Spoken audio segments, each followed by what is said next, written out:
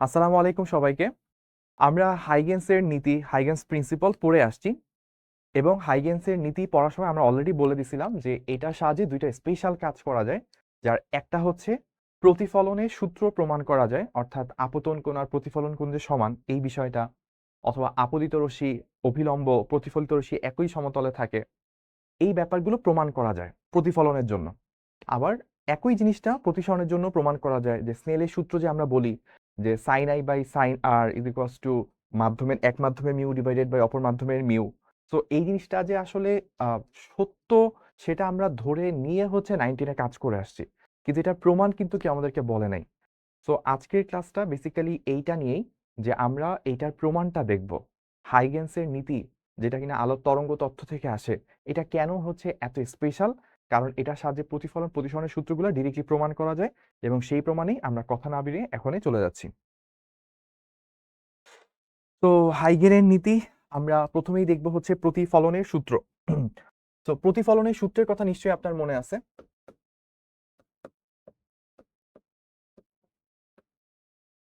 প্রতিফলনের ক্ষেত্রে আমরা দুইটা সূত্র পড়ে থাকি। তার আগে আমাদেরকে একটু এই জিনিসটা বুঝতে হবে। ধরেন আমরা কোনো একটা তল নিলাম, তো এই পাশে আঁকি, এইটাকে আমরা বললাম বিভেদ তল।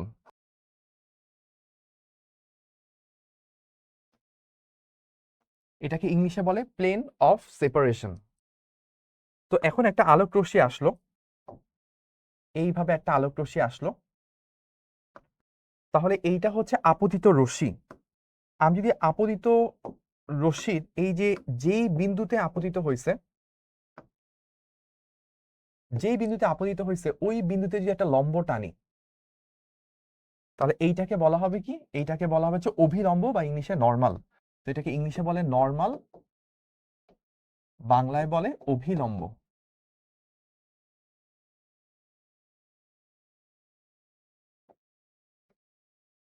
আচ্ছা, এখন আমাদের এই যে আপতিত রশ্মিটা অভিলম্বের সাথে কতটুকু কোণ তৈরি করে, সেটাকে আমরা কি বলতাম? আপতন কোণ আই বলতাম।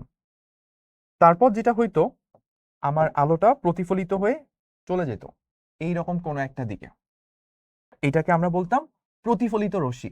তো অভিলম্বের সাথে প্রতিফলিত রশ্মিটা যে অ্যাঙ্গেল তৈরি করে, এটাকে আমরা প্রতিফলন কোণ বলতাম। তো আপতিত রশ্মি অভিলম্বের সাথে যে অ্যাঙ্গেল তৈরি করে সেটা আপতন কোণ, প্রতিফলিত রশ্মি অভিলম্বের সাথে যে কোণ তৈরি করে সেটা প্রতিফলন কোণ। আমরা একটা সূত্র, দুইটা সূত্র জানি। এক নাম্বার সূত্র হচ্ছে, ধরেন আপতিত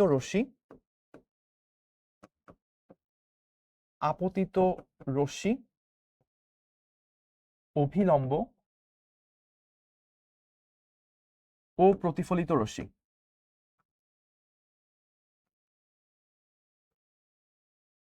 একই সমতলে থাকে, একই সমতলে থাকে। এটা হচ্ছে আমাদের এক নাম্বার সূত্র ছিল। এক দুই ম্যাটার করে না, জাস্ট দুইটা সূত্র আগে পরে হইলেই হইলো। আর দুই নাম্বারটা যদি বলি, সেটা হচ্ছে আপতন কোণ আর প্রতিফলন কোণ সমান। তো এই দুইটা সূত্র আমাদেরকে দেওয়া ছিল, এইটার উপর বেস করে আমরা প্রতিফলনটা স্টাডি করছি 9-10-এ। কিন্তু এইগুলার প্রমাণটা আমরা কখনো দেখিনি, এটা কোত্থেকে আসছে এটা আমরা জানতাম না। আজকের ক্লাসে আমরা সেটাই ফার্স্টে জানবো। তাহলে আমরা শুরু করি। তো কিভাবে করব? করার জন্য আমার সাথে সাথে আপনাদেরকে প্রথমে কিছু আঁকাআঁকি করা লাগবে। সবাই রেডি হয়ে যেতে পারেন আঁকাআঁকির জন্য।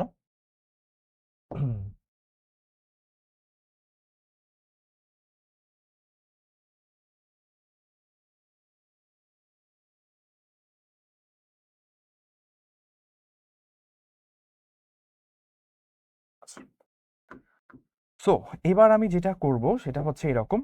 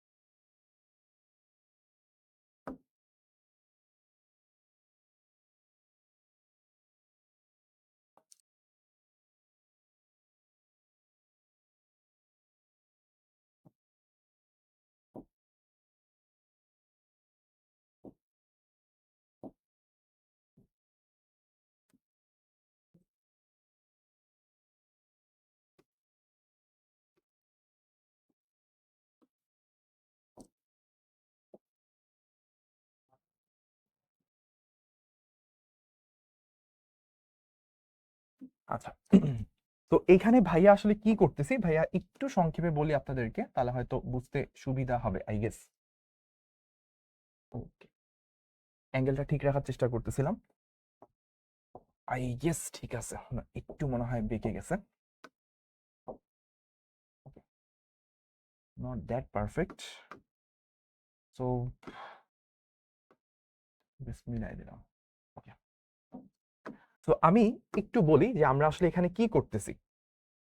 তো এইটা হচ্ছে সিডি। সিডি হচ্ছে একটা সমতল তরঙ্গ মুখ। সিডি হচ্ছে একটা সমতল তরঙ্গ মুখ। তো এইখান বরাবর মানে এই বরাবর একটা আলোর সমতল বা আলোর তরঙ্গমুখ সোজা এদিকে আগায় আসতেছিল। এইটা হচ্ছে বিভেদ তল। এই জিনিসটা হচ্ছে বিভেদ তল, বা আপনি চাইলে এটাকে বলতে পারেন হচ্ছে প্রতিফলক পৃষ্ঠ।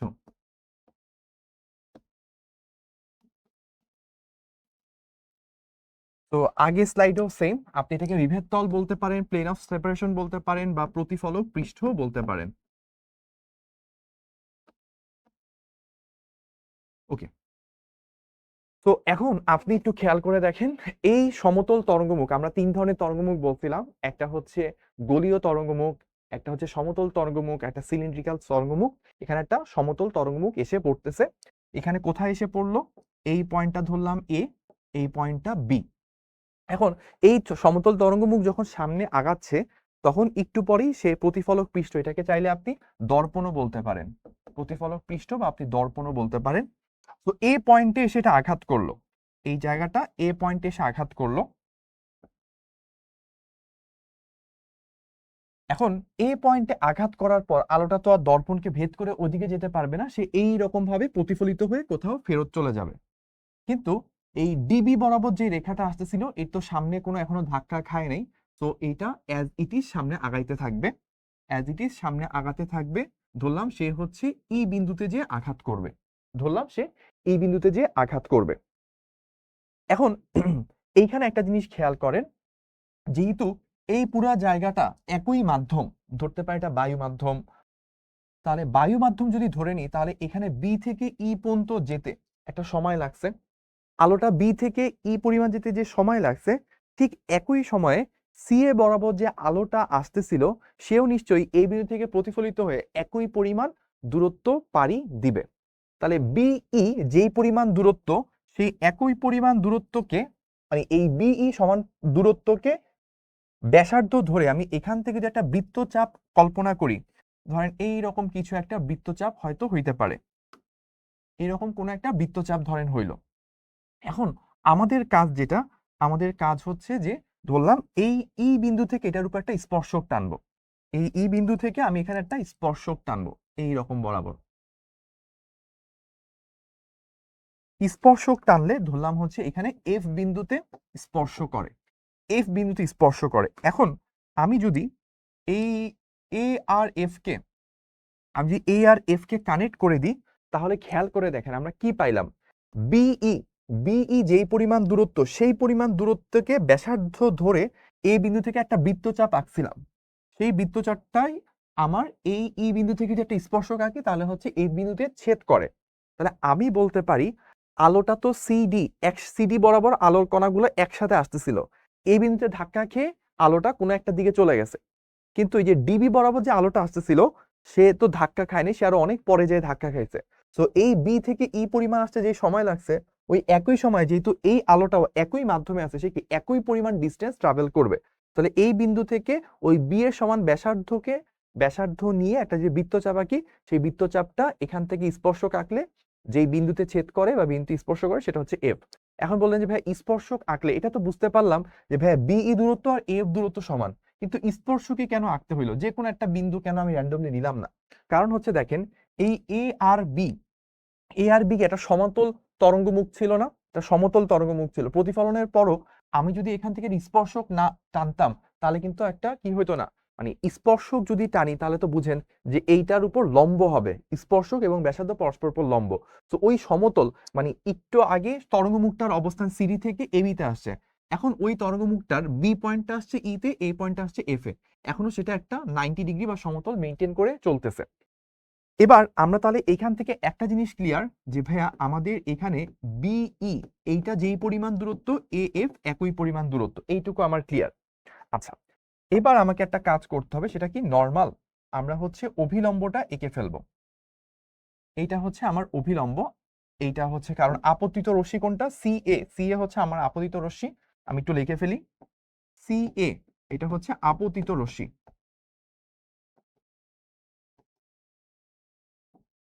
আর এটাকে আমি ধরেন এন বললাম, এ এন, এটা হচ্ছে আমার অভিলম্ব।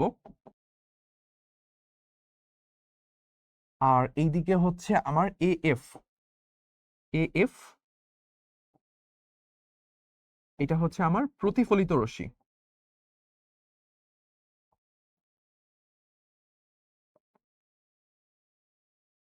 ওকে, এবার আপনি চিন্তা করেন আপনার আলোটা এসে এই দিকে চলে গেছে প্রতিফলনের পর।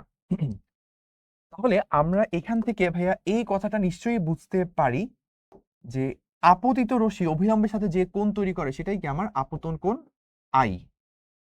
আর এইখানে যে অ্যাঙ্গেলটা তৈরি হয়েছে অভিলম্বের সাথে প্রতিফলিত রশ্মিরা যে কোণ তৈরি করে সেইটা হচ্ছে আমার আর। আই এবং আর কত কত সেটা আমরা পেয়ে গেছি। এখন আমাদেরকে প্রুফ করতে হবে এই আই এবং আর এই দুইটা সমান। কিভাবে প্রমাণ করব? হাইগেন্সের নীতির সাহায্যে প্রমাণ করব। সো দেখি আমরা কিভাবে করা যায়। প্রথমত আমি একটা কাজ করি, দেখেন আমার সাথে সাথে ধরতে পারেন কিনা। আমরা কি ভাইয়া এই কথাটা বলতে পারি এই আই কোনটা, এই যে কোন আই, বা আমরা এইভাবে বললে মনে হয় বেটার হয়, কোন সি এ এন, কোন সি এ এন ক্যান মানে এই কোনটুকু প্লাস এন এ বি বা B A N, B A N, এই দুইটা মিলে হচ্ছে 90 ডিগ্রি তৈরি করে। এই অ্যাঙ্গেলটা আর এই অ্যাঙ্গেলটা, এই দুইটা মিলে হচ্ছে 90 ডিগ্রি তৈরি করে। কারণ কি, এইটা তো একটা সমতল তরঙ্গমুখ ছিল, এইটাই সোজা এসে এখান পর্যন্ত পৌঁছাইছে। তাহলে এই মাঝখানে টোটাল অ্যাঙ্গেলটা কি 90 ডিগ্রি হবে, এই আই প্লাস এই মাঝখানের এই অ্যাঙ্গেলটুকু দুইটা মিলে 90, আমরা এটা পেলাম। আরেকটু একটু চিন্তা করেন, আরেকটা ভাবে কি বলা যায়, এই যে কোন ব্যান যেটা আমরা লিখলাম, এই ব্যান প্লাস এই যে এই টোটাল অ্যাঙ্গেলটা, এই টোটাল অ্যাঙ্গেলটা, এটাকে আমরা কি বলতে পারি, B A E, B A ই। এই দুইটা মিলেও কি 90 ডিগ্রি, বুঝাই যাচ্ছে। কারণ এইখানে ছিল আমার কোনটুকু অ্যাঙ্গেল, এখানে ছিল হচ্ছে আমার এইটুকু অ্যাঙ্গেল, সাথে বাদবাকি অ্যাঙ্গেল দুইটা মিলে কি টোটাল এই অ্যাঙ্গেলটা, টোটাল এই দুইটা, এখানে একটা রশ্মি আর হচ্ছে আপনার এই বরাবর একটা রশ্মি, এই দুইটার মাঝে টোটাল অ্যাঙ্গেল কি 90 ডিগ্রি। এইখানে হচ্ছে একটা অ্যাঙ্গেল, বাকি অ্যাঙ্গেলটা হচ্ছে বিএই, দুইটা মিলে 90 ডিগ্রি। এখন এই দুইটাকে কম্পেয়ার করলে দেখেন, CAN plus BAN 90, BAE plus BAN 90, তার মানে আমি এখান থেকে কি বলতে পারি, CAN ইকুয়ালস টু BAE। কিভাবে বললাম, কারণ এই দুটো সমষ্টিও 90, এই দুটো সমষ্টিও 90, তাহলে এইটা এইটা এই দুইটা তো হচ্ছে সেম, তাহলে এখান থেকে আমরা বলতে পারি এই দুইটা সমান। এবং দেখেন এই জিনিসটাই কি ছিল, CAN এটাই কি ছিল, আমার আই কোণ ছিল, এই জিনিসটাই ছিল হচ্ছে আমাদের আই অ্যাঙ্গেল। তাহলে আমরা এইটুকু পর্যন্ত একটা ভালো জিনিস বের করে ফেললাম। ওকে, এটাকে আমরা মার্ক করে রাখলাম। তাহলে এইটুকু ডান, এইটুকু ডান। হ্যাঁ, তাহলে আমরা একটু মার্ক করে রাখি, তাহলে আমাদের জন্য সুবিধা হবে। আমাদের হচ্ছে এই অ্যাঙ্গেলটুকু আমরা পাইছি আই এর সমান, এটা আমরা একটু মার্ক করে রাখলাম। আচ্ছা, এইবার এবার আমরা কি করব, এবার আমরা কাজ করব হচ্ছে আরেকটা ত্রিভুজ, আরেকটা অংশ নিয়ে আমাদেরকে কাজ করতে হবে। আমরা একটু ভাইয়া খেয়াল করি, আমাদের এই কোণটা তো হচ্ছে 90 ডিগ্রি, তাই না, এই কোণটা 90 ডিগ্রি, তো এইটা যেটা একটা লম্ব, সো এই অ্যাঙ্গেলটা হচ্ছে আমাদের 90 ডিগ্রি। আবার এই অ্যাঙ্গেলটাও 90 ডিগ্রি, কারণ ব্যাসার্ধ এবং স্পর্শক পরস্পর লম্ব। এখন একটু চিন্তা করি, আমার এই অ্যাঙ্গেলটা প্লাস এই অ্যাঙ্গেলটা, আমি কি এটা বলতে পারি কিনা, নাও একটু অন্য কালার দিয়ে লিখি, অনেকদিন পরে করাচ্ছি আমি। নর্মালি এই প্রতিফলন প্রতিসরণ নর্মালি কখনো ক্লাসে করানো হয় না, আমি ভাইয়াও নিজে অনেকদিন পরে দেখাচ্ছি এই ব্যাপারগুলো।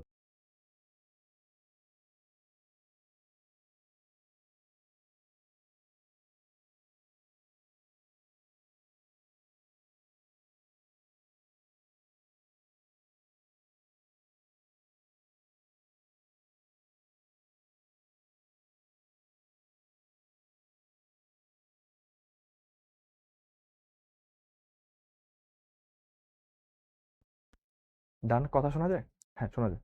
ওকে, তো আমরা যেখানে ছিলাম সেটা হচ্ছে যে আমাদের যদি এভাবে চিন্তা করি যে এই ত্রিভুজটা যদি আমি একটু মনে মনে কল্পনা করি, এই ত্রিভুজটা কল্পনা করলে কি হচ্ছে, আমরা বলতে পারি এই অ্যাঙ্গেলটা এবং এই অ্যাঙ্গেলটা দুইটা মিলে কতটুকু কোণ তৈরি করে, সেটা হচ্ছে 90 ডিগ্রি, তাই না?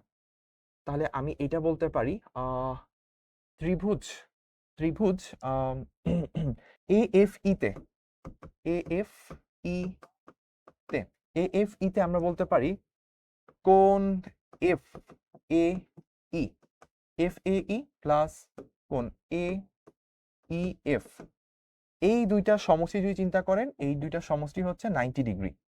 আমার কালারটা মনে হয় সুন্দর কালার হয়নি, আমি একটু ভালো কালার নিই। ওকে, লক। ওকে, লক হয়ে গেছে। তো আমি এইখানে এইটুকুকে একটা অন্য কালার দিই। I think yellow will be the better choice. Okay, এখন চিন্তা করেন আমরা ত্রিভুজ AFE এটা নিছি, এখানে এই অ্যাঙ্গেলটা AEF আর এটা হচ্ছে এই অ্যাঙ্গেল, দুইটা সমষ্টি 90 ডিগ্রি। কেন? তিন কোণের সমষ্টি তো 180 ডিগ্রি। এই অ্যাঙ্গেলটা কোণ F যদি 90 ডিগ্রি চলে যায়, তাহলে এইটা আর এইটাই দুইটা মিলে অবশিষ্ট 90 ডিগ্রি থাকবে। আবার চিন্তা করেন এইটা বলা যায় কিনা FAE এই অ্যাঙ্গেলটা প্লাস মানে যে FAE এই অ্যাঙ্গেলটা প্লাস এই আর কোনটা, এই দুইটা মিলেও কি 90 ডিগ্রি হয় না? এই যে আর প্লাস এইটা টোটালটা মিলে 90 ডিগ্রি। তাহলে দেখেন FAE AEF ওটার পরিবর্তে আর 90 তাহলে এই দুইটাকে কম্পেয়ার করে বলতে পারি কি কোন AEF ইজ ইকুয়ালস টু হচ্ছে আর। এই জিনিসটা বলা যায়। এফটাকে একটু স্পষ্ট করে লিখি, এই জিনিসটা যে আর সেটা আমরা বলে ফেলতে পারি, সেটা আমি লিখে ফেললাম। তাহলে আমি আর কোণকে মার্ক করলাম যে ভাইয়া আমার এই যে AEF কোনটা, AEF এই কোণটা থেকে নীল কালার দিয়ে লিখি, এই কোণটা হচ্ছে আমার আর। এখন দেখেন নরমালি আমি নরমাল চিত্র থেকে আই হচ্ছে এটা আর হচ্ছে এইটা, বাট আমার জিওমেট্রি দিয়ে আমি প্রুফ করলাম কি আমার এই আইটা এইটা আর এইটা দুইটা পরস্পর সমান, তাই এটা আই হইলে এটাও আই হয়ে যাবে, আবার এইটা আর হইলে এটাও আর হয়, এটা আমি জিওমেট্রি দিয়ে প্রুফ করলাম। এখন সামহাও যদি আমি প্রুফ করতে পারি এই দুইটা সমান, এই নীল কালারের দুইটা অ্যাঙ্গেল সমান, তাহলে কি এখান থেকে আই এবং আর সমান হয়ে যাবে, প্রতিফলনের সূত্র প্রমাণ হয়ে যাবে। এখন আমাদের টার্গেট হচ্ছে সেই কাজটা করা। তো আমি আমার টার্গেট ফিল আপের জন্য একটা কাজ করব, সেটা কি, সেটা হচ্ছে যে আমি এইখানে একটু স্পেস সেভ করতে হবে আমাকে, নাহলে নিচে এনাফ পরিমাণ লেখার সুযোগ থাকবে না। ভুল করে ফেললাম অলরেডি। ওকে, সি কে বাইরে রাখতে হবে। ওকে, না ওইটা বেশি উপরে চলে গেছে, বেশি নিচে চলে আসছে।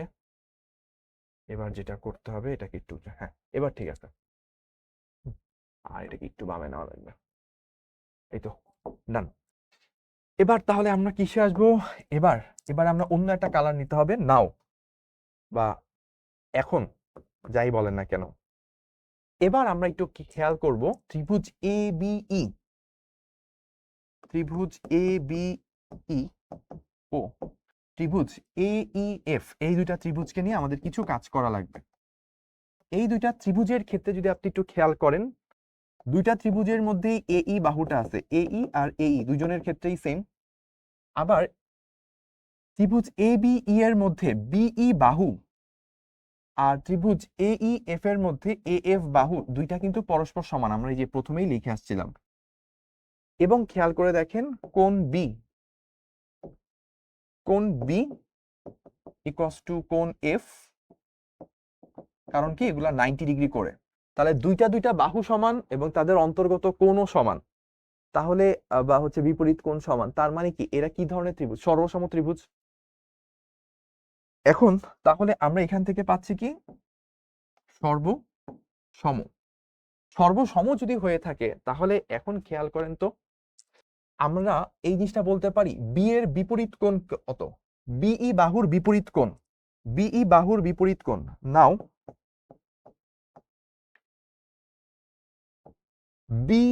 বি বাহুর বিপরীত কোণ হচ্ছে এই যে নীল কালারের আই অ্যাঙ্গেলটা, এইটা কার সমান হবে? AF বাহুর বিপরীত কোণ সেটা কত? আর। বা আমরা এইভাবে বলতে পারি কোণ বিই, নাও আমি এইভাবে বলি বিই বাহুর বিপরীত কোণ ইজ ইকুয়ালস টু এএফ বাহুর বিপরীত কোণ। এখন বিই বাহুর বিপরীত কোণ কোনটা পাইছি আমরা? এই যে কালো কালারেরটা, সরি নীল কালারেরটা, অর্থাৎ কোণ বিএই। আর এএফ বাহুর বিপরীত কোণ কোনটা পাইছি? ওই যে ওই নীল কালারেরটা, অর্থাৎ এইএফ। এইএফ।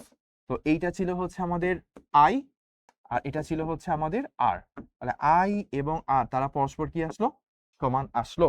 তাহলে এইখান থেকে আমাদের প্রুফ করে ফেললাম যে আমাদের আপতন কোণ আর প্রতিফলন কোণ দুইটা হচ্ছে এক্স্যাক্টলি সমান। ঠিক আছে, তাহলে পুরো জিনিসটা আমরা কভার করে ফেললাম। এবার আরেকটা জিনিস আমরা বলছিলাম, প্রতিফলনের সূত্র হচ্ছে দুইটা, একটা আপতন কোণ প্রতিফলন কোণ সমান, সেটা অলরেডি করে ফেলছে। আরেকটা হচ্ছে আপতিত রশ্মি, অভিলম্ব এবং হচ্ছে প্রতিফলিত রশ্মি তিনটা একই সরলরেখা, একই সমতলে থাকবে। তো একই সমতলে থাকবে ব্যাপারটা আসলে কিভাবে হবে খেয়াল করেন। আপনি যদি এইখানে চিন্তা করেন যে আমার সিডি একটা সমতল তরঙ্গমুখ আসতেছিল, এখন প্রতিফলিত হয়ে আমার এখানে তো প্রতিফলন ঘটে, প্রতিফলন ঘটছে কি এই প্রান্তে। তো বি থেকে ই পর্যন্ত যে দূরত্ব, এই দূরত্বের সমান ব্যাসার্ধ নিয়ে আমি এখানে একটা বৃত্তচাপ আঁকছি। এখন আমি যদি বৃত্তচাপটা এই দিকে আঁকতাম, বৃত্তচাপটা যদি এই দিকে আঁকতাম, ধরেন আমার এই তলের উপরেই কিন্তু আমি বৃত্তচাপটা আঁকছি, কিন্তু আমি যদি তলের উপর না এঁকে একটু এইভাবে আঁকতাম বৃত্তচাপটা, মানে এই দিকে একটা বৃত্তচাপ নিতাম, তখন ই থেকে যদি লম্ব টানতাম, তাহলে কিন্তু যে সমতল, যেই সমতলটা আসতেছিল, যে আপতিত যে তরঙ্গ মুখটা, সমতল তরঙ্গ মুখ, ওইটা কিন্তু এইভাবে এসে তখন এইভাবে চলে যেত। এটা কিন্তু আসলে আলোর যে প্রপার্টি সেটাকে ভায়োলেট করে ফেলতো। তো আলোর সেই প্রপার্টি ভায়োলেট করা যাবে না। তরঙ্গমুখের যে কোয়ালিটি বা তরঙ্গমুখের যে নেচার সেটার মতোই বজায় থাকবে। অর্থাৎ এই তল বরাবর সুন্দর একটা সমতল আসতেছিল, প্রতিফলনের পর হয়তো সমতলের সাইজটা চেঞ্জ হয়ে যাবে, সেটা সমতলই থাকবে, একই তলের উপরে থাকবে। ওই জিনিসটা এনশিওর করার জন্যই বলতে পারি আপতিত রশ্মি, প্রতিফলিত রশ্মি এবং অবিলম্ব তারা অবশ্যই একই সমতলে থাকবে। তো এই দুইটা জিনিস আমরা প্রতিফলনের সূত্রগুলো মোটামুটি প্রমাণ করে ফেললাম, ডান। এবার কাজ হচ্ছে আমাদের নেক্সট জিনিসটা, সেটা হচ্ছে প্রতিসরণ। তার আগে আমি একটা জিনিস একটু লিখে নিই, প্রতিফলনের সূত্রের প্রমাণ। এতক্ষণ আমরা করেছিলাম হচ্ছে proof of the formula of reflection. এখন যে কাজটা করব সেটা কি, এখন আমরা সেম জিনিসটাই করব, জাস্ট প্রতিফলনের জায়গায় প্রতিসরণ হবে। তো আমরা সেম কাজটাই করব।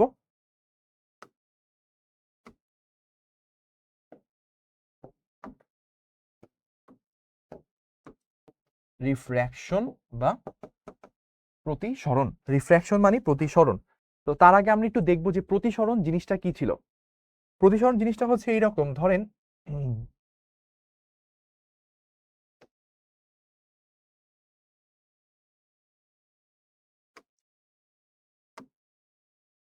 ধরেন আলো আসতেছিল,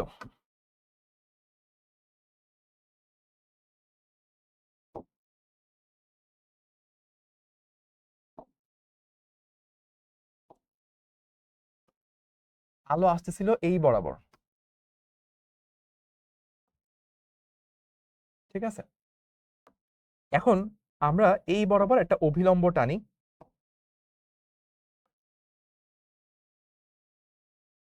এই বরাবর একটা অভিলম্ব টানি। এবার যদি আমরা খেয়াল করি, নর্মাল অবস্থায় কি হওয়ার কথা ছিল? নর্মাল অবস্থায় আলোটা হচ্ছে এই বরাবর চলে যাওয়ার কথা, এই বরাবর চলে যাওয়ার কথা ছিল। কিন্তু কিন্তু দেখা যায় কি, প্রতিফলনের পর আলোটা ওইভাবে না যে একটু বেঁকে যায়, আলোটা একটু কি হয়, বেঁকে যায়, বেঁকে ধরেন এই রকম কোন একটা দিকে চলে যায়।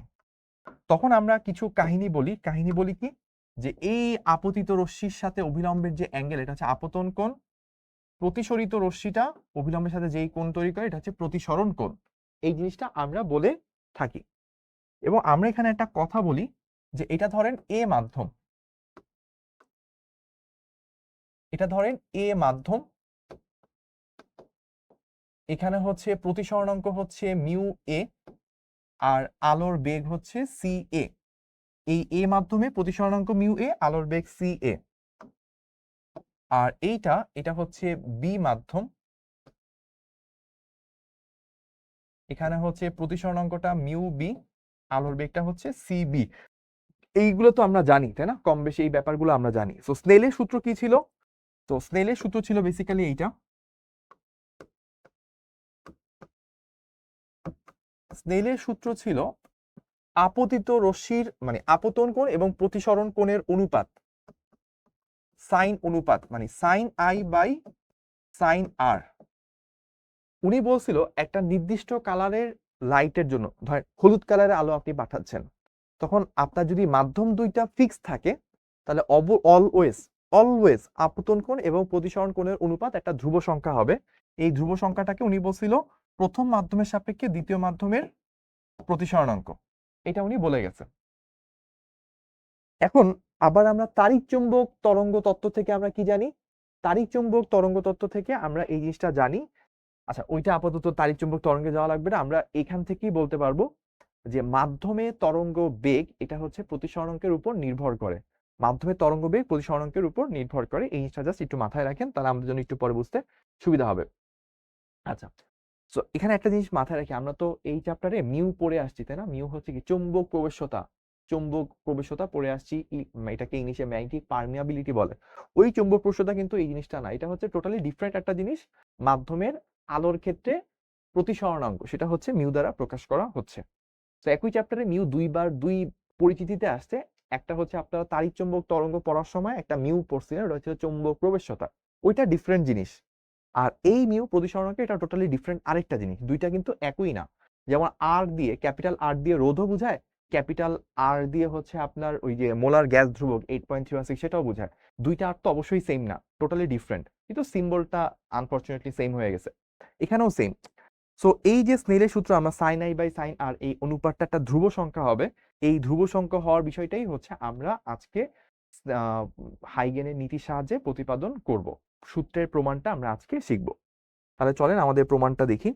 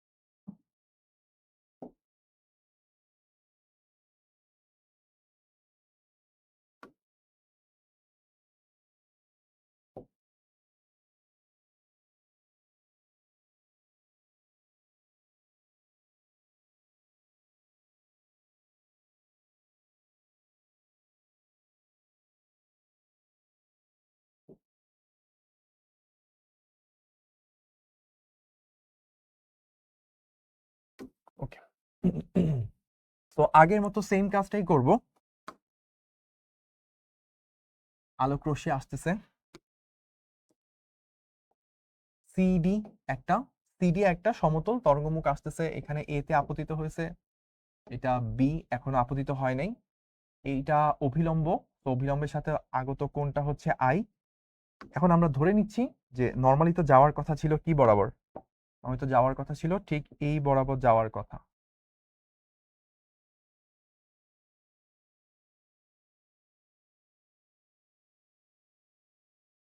নর্মালি এই বরাবর যাওয়ার কথা ছিল, কিন্তু এখন তো ওই বরাবর যাবে না, এখন একটু ডিফারেন্ট দিকে চলে যাবে সেটাতে না,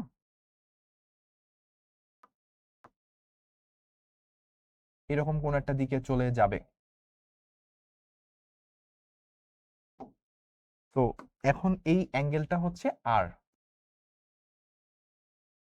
সো আমাদেরকে বেসিক্যালি বের করতে হবে যেটা, সেটা হচ্ছে এই আই এবং আর স্বাদের মাঝে সম্পর্ক বের করতে হবে। আবারও ধরে নিচ্ছি এইটা হচ্ছে এ মাধ্যম,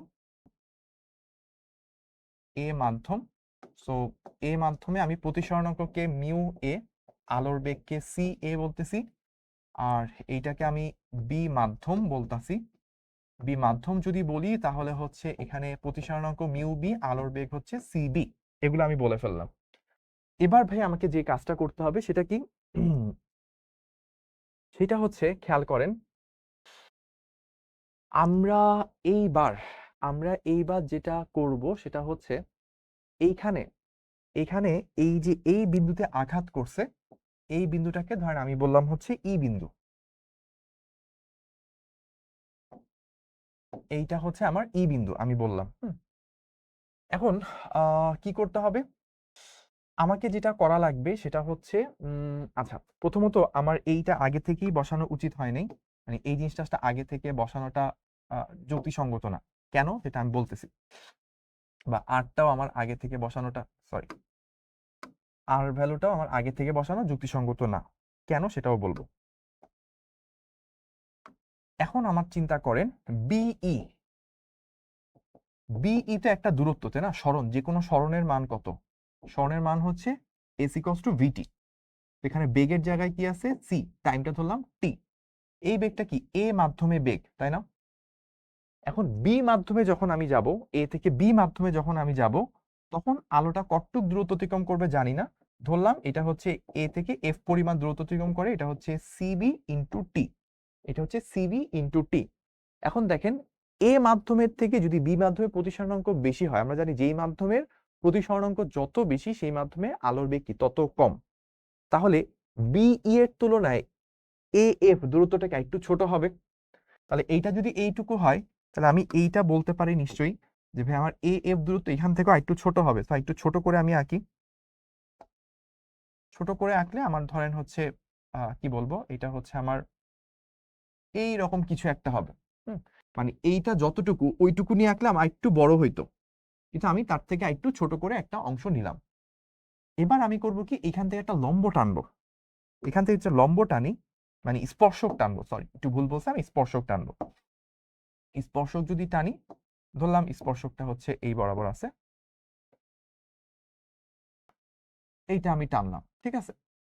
তো এই যে স্পর্শক টানছি, স্পর্শকটা যেই বিন্দুতে স্পর্শ করছে এটা হচ্ছে এফ বিন্দু। ওকে, এটা হচ্ছে এফ বিন্দু। একটু সামনের দিকে বর্ধিত করা উচিত ছিল আমার, আমি একটু করে দিই।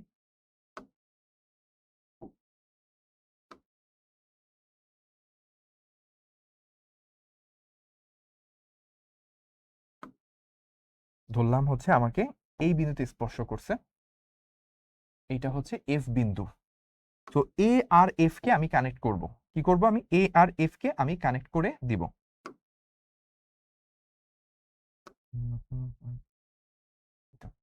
আমি এ আর এফ কে কানেক্ট করে দিলাম, ঠিক আছে?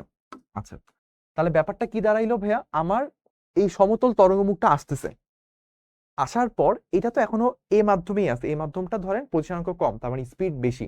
আর বি মাধ্যম এমন একটা মাধ্যমে গেছে যে মাধ্যমে পরিসীমাঙ্ক বেশি, ধরেন বায়ু থেকে পানিতে গেছে, পানিতে গেলে তো বেগটা কমে যায় আলোতে, আলোর বেগটা যেহেতু কমে গেছে, এখন যেইটুকু সময় ওই মাধ্যমে বি পরিমাণ দূরত্ব পাড়ি দিবে, এখন যেহেতু পানিতে চলে গেছে, ওই একই সময় এ এ বরাবর যে আলোটা আসতেছিল সেটা প্রতিসরণের পর কি একটু কম পরিমাণ দূরত্ব অতিক্রম করবে, সেটা আমরা বের করলাম এ এফ, সেটা হচ্ছে একটু কম, যেহেতু সিবি এর ভ্যালুটা একটু কম সি এর তুলনায়, তাহলে এই মানটা একটু কম হবে। তো ওই কম মানটুকু সময়ের ব্যাসার্ধ নিয়ে আমি একটা চাপ আঁকছি, ওই চাপটা ই বিন্দু থেকে যদি একটা স্পর্শক আঁকি, তাহলে যেই পয়েন্টে স্পর্শ করে সেটা হচ্ছে এফ বিন্দু হবে। তাহলে এ এফ হচ্ছে আমার প্রতিসরিত রশ্মি। তাহলে আমার প্রতিসরণ কোণ কোনটা হবে? প্রতিসরণ কোণ হবে হচ্ছে আমার আর। তো এই যে আরটা দেখতেছেন, এই যে অ্যাঙ্গেলটা দেখতেছেন, এটা হবে হচ্ছে আমার প্রতিসরণ কোণ আর। ওকে, আচ্ছা, এখন এটা যদি একটু ছোট হয়ে গেছে, আমরা একটু বড় করে চিন্তা করতে পারবো, সমস্যা নেই। এখন দেখেন আমরা একটু এইভাবে কি বলতে পারি কিনা, আমরা এইভাবে বলতে পারি কিনা, এইবারও আমার এই এখানে কি কি পয়েন্টের নাম দিছি, এই পয়েন্টের একটা নাম দিয়ে দিই, এটা হচ্ছে আমার এন বিন্দু। তাহলে প্রথমে আমরা আগের মতোই কাজ করব, এইটা আই হইলে আমার সম্ভবত এই অ্যাঙ্গেলটাও আই হয়ে যাবে, আমরা একটু বের করি। সো কোণ CAN, অ্যাঙ্গেল CAN, ক্যান, এই যে এই ক্যান প্লাস NAB আগের মতোই, প্লাস কোণ হচ্ছে NAB, এই দুইটা মিলে হচ্ছে 90 ডিগ্রি, এই দুইটা মিলে হচ্ছে 90 ডিগ্রি, এইটা দুইটা মিলে একটা সমকোণ 90 ডিগ্রি তৈরি করছে, এটা আমি লিখে ফেললাম। আবার খেয়াল করে দেখেন এই কোণ ন্যাব NAB, এই ন্যাব কোণটা প্লাস আপনি যদি এই অ্যাঙ্গেলটা চিন্তা করেন, এই অ্যাঙ্গেলটা চিন্তা করেন, এই অ্যাঙ্গেল প্লাস এটা, তাহলে এই দুইটা মিলে কি আবার একটা 90 ডিগ্রি, অর্থাৎ কোণ BAE, কোণ BAE, এই দুইটা মিলে আবার 90 ডিগ্রি, যেটা আমরা প্রতিফলনের ক্ষেত্রেও করছি। তাহলে আমরা এই দুই পাশ থেকে যদি কাটাকাটি করি, এটা সমান, তার মানে এই দুইটাও সমান হইতে বাধ্য। অতএব কোণ CAN, এইটা যে কথা, কোণ BAE এক্স্যাক্টলি সেম কথা, এবং এটাই কি আই, আপতন কোণ, এটা সমান, কারণ এই যে এখানে দেওয়া আছে সেটা। তাহলে আমরা এইটুকু মার্ক করে নিতে পারি, আমরা এইটুকুকে লিখে ফেললাম। ওকে, ডান ডান, ওকে। আমাদের এইটুকু শেষ, আপতন কোণকে একটা জিনিসের সাহায্যে প্রকাশ করতে পারলাম। তো আমরা পেয়ে গেলাম যে এই জিনিসটা হচ্ছে আমার আপতন কোণ আই। এইবার আমরা কি করব, এবার খেয়াল করে দেখেন, আমাদের প্রতিসরণ কোণের জন্য যদি চিন্তা করি, এই আর কোণটারও কোনো একটা অল্টারনেটিভ বের করতে হবে আমাদের, তাই না? সো এই আর প্লাস এই অ্যাঙ্গেলটা, এই দুইটা মিলে কত হয়? এই দুইটা মিলে 90 ডিগ্রি হয়। তো আমরা যদি একটু খেয়াল করে দেখি, ধরেন এই পাশের এই অংশটাকে আমরা ধরেন এন প্রাইম বললাম। তো আমি যদি কোণ, এটাকে একটু অন্য কালার দিয়ে লিখি, সবুজ দিয়ে লিখতেছি, কোণ FAN প্রাইম এইটা প্লাস FAE, এই দুইটা যদি যোগ করি, যোগফলটা 90 ডিগ্রি আসবে। কেন আসবে? কারণ এইটুকু প্লাস এইটুকু টোটালটা মিলে তো একটা 90 ডিগ্রি সমকোণ, বুঝাই যাচ্ছে আমাদের বিভেদ তল থেকে। এই জায়গাটা ছিল হচ্ছে বিভেদ তল, এইটা ছিল হচ্ছে আমাদের বিভেদ তল বা প্লেন অফ সেপারেশন। আচ্ছা, এখন একটু চিন্তা করেন আমাদের আরেকটা জিনিস কি করা যায় কিনা। সেটা হচ্ছে এই অ্যাঙ্গেলটা তো 90 ডিগ্রি, এটা 90 ডিগ্রি কেন? এটা ছিল স্পর্শক, এটা ছিল ব্যাসার্ধ, যে বৃত্তচাপের ব্যাসার্ধ আর স্পর্শক পরস্পর লম্ব হয়। তাহলে আমরা এখান থেকে এটা যেহেতু 90 ডিগ্রি বলছি, তাহলে এই অ্যাঙ্গেলটা, এই যে এই অ্যাঙ্গেলটা প্লাস এইটা, এই দুইটা সমষ্টি কি হবে? 90 ডিগ্রি হবে। অর্থাৎ আমি লিখতে পারি কি FAE, কোণ FAE, আর এইখানে কি কোণ আছে? এইখানে আছে হচ্ছে আপনার এই যে এইটুকু মিলে একটা ত্রিভুজ, এই ত্রিভুজটার মধ্যে আমার এই অ্যাঙ্গেলটা 90 ডিগ্রি। ছোট্ট করে লিখি একটু, এই যে এই অ্যাঙ্গেলটা তো 90 ডিগ্রি, তাই না? তার মানে হচ্ছে আমার এই অ্যাঙ্গেল প্লাস এই অ্যাঙ্গেল, এই দুইটা সমষ্টি হইতে হবে কত? আমার 90 ডিগ্রি, কারণ তিন কোণের সমষ্টি 180। তাহলে আমি এখানে লিখতে পারি হচ্ছে কোণ, এই কোণটা হচ্ছে AEF, AEF, এই দুইটাও 90 ডিগ্রি। এখন কম্পেয়ার করেন FE সেম, 90 90 সেম, তার মানে কি এই দুইটা সেম হইতে বাধ্য। তার মানে হচ্ছে কোণ FAN প্রাইম এবং AEF তারা পরস্পর সমান, এবং FAN প্রাইম এটাই কি ছিল? প্রতিসরণ কোণ R। তাহলে এইটা হচ্ছে আমার R, আমি পেয়ে গেলাম। আমি এটা একটু লিখেও ফেলি, আমার R কাকে পাইছি আমি একটু লিখে ফেলি। আমি R পাইছি হচ্ছে এই যে এই অ্যাঙ্গেলটাকে আমি R পেয়েছি। তো এইটাকে আমি অ্যাজ ইট ইজ মার্ক করে রাখবো। ওকে, এইবার আমরা দুইটা সমকোণী ত্রিভুজ পাইছি। তো আমি যদি সমকোণী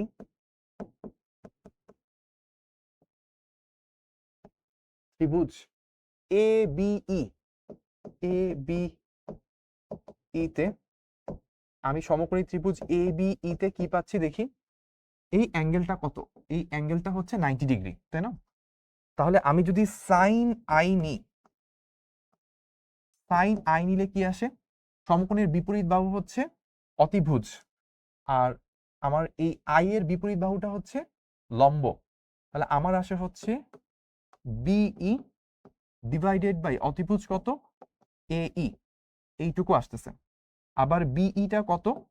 CA into T divided by AE, যে বি এর মানটা এখান থেকে বসালাম। ঠিক একই রকম ভাবে সমকোণী ত্রিভুজ, এই যে এ ই এফ এটাও কিন্তু একটা সমকোণী ত্রিভুজ। এ ই এফ এই সমকোণী ত্রিভুজের ক্ষেত্রে কোণ এফ হচ্ছে 90, কোণ এফ হচ্ছে 90। সো আমি যদি এইখানে কোণ ওই যে আর কোণটাকে নিই, এই যে এই ত্রিভুজটা এটাতে যদি কোণ আর কে নিই, কোণ আর তাহলে কি আসে, সাইন আর নিছি, তাহলে কোণের বিপরীত বাহুটা কি, কোণের বিপরীত বাহু হচ্ছে লম্ব, তাহলে লম্ব কি এ এফ, লম্ব হচ্ছে এ এফ। অতিভুজ কি 90 ডিগ্রির বিপরীত বাহু, দ্যাট মিনস এ ই। এখন এ এফটা কত নিছিলাম আমরা, সিবি ইন্টু টি, আর নিচে কত আসছে এ ই। তাহলে আমরা সাইন আই কত জানি, সাইন আর কত এটা জানি। নাও এখন আমরা কি করব, এখন আমরা যেটা করব সেটা হচ্ছে সাইন আই কে সাইন আর দ্বারা ভাগ করব। ভাগ করলে দেখেন কি আসে, C A T divided by A E, আর নিচে হচ্ছে সিবিটি ডিভাইডেড বাই এ ই।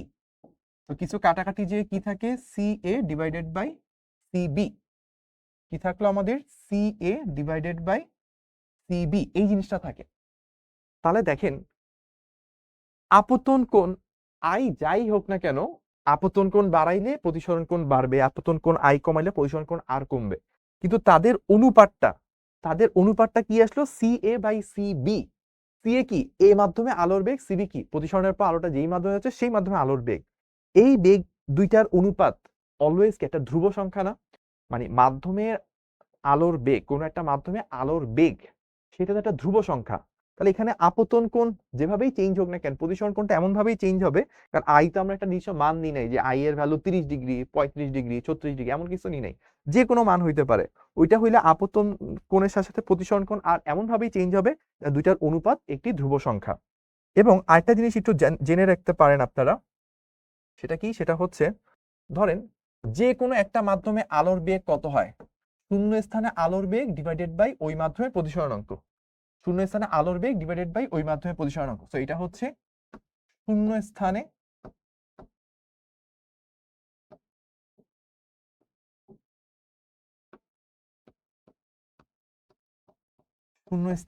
আলোর বেগ,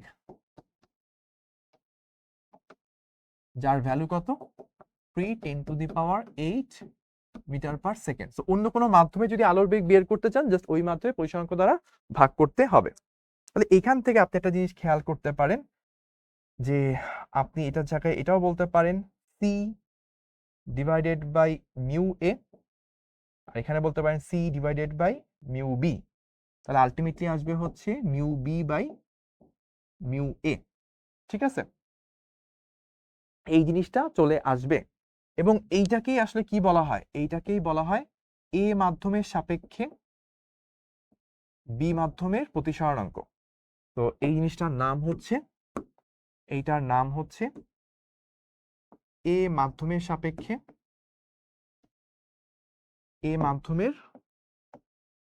সাপেক্ষে বি মাধ্যমের প্রতিসরণাঙ্ক।